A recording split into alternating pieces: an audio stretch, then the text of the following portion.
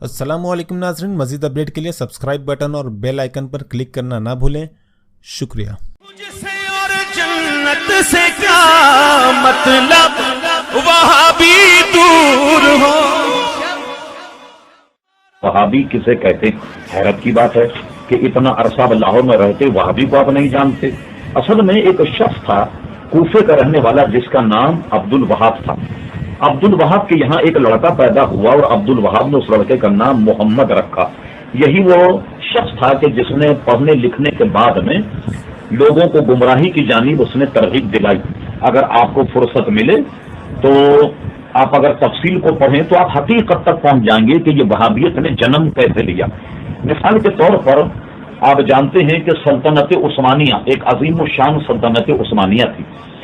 जब British government की टूट फूट शुरू हुई तो इन्होंने बरतानिया ने क्या किया कि अपनी एक नौ आबादियाती मिनिस्ट्री कायम की और अपनी इस मिनिस्ट्री में बेशुमार जासूसों को मुसलमानों की तबाह और मुसलमानों की सल्तनतों को तबाह करने के लिए उन्होंने दुनिया के हर शहर में भेजा।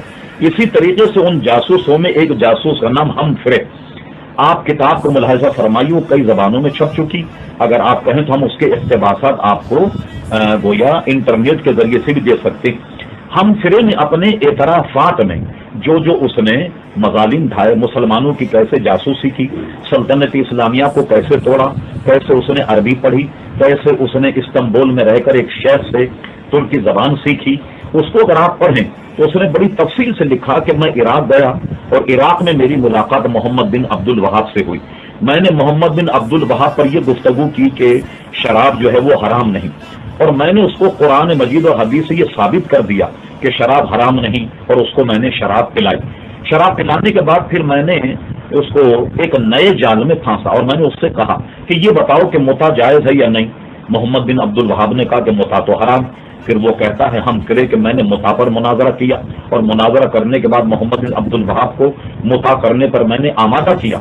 और इसी तरह नौ आबादियाती मिनिस्ट्री में एक बहुत हसीन जमील एक औरत थी जो हमारे साथ जासूसी काम करती थी, तो मैंने उससे उसकी शादी भी करा दी, तो उसने गोया मुता भी करवाया। इस तरीके से फिर वो कहता है कि मैंने उसके जहन में ये बात डाली कि तुम बहुत बड़ी स्कॉलर हो और अल्लाह तबारक व तआला ने किसी अजीम काम के लिए तुमको पैदा किया।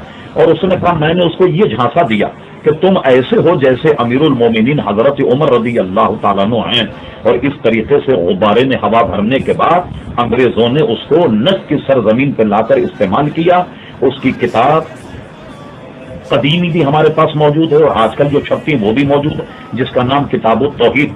किताबुत तौहीद अगर आप मुलाहिजा फरमाएं तो उसने अपनी जमात के अलावा तमाम दुनिया के मुसलमानों को काफिर कहा। यहाँ तक कि वो इतना इंतहा पसंद था कि किसी औरत को जो सुन्नी होती उसको कहता कि तुम वहाबी बन जाओ। जब वो वहाबी बन जाती तो उसका सर मूंड देता, कहता कि ये उसके जमाने जालियत के बाद। इससे उसकी इंतहा पसंदी का अंदाजा लगाइए।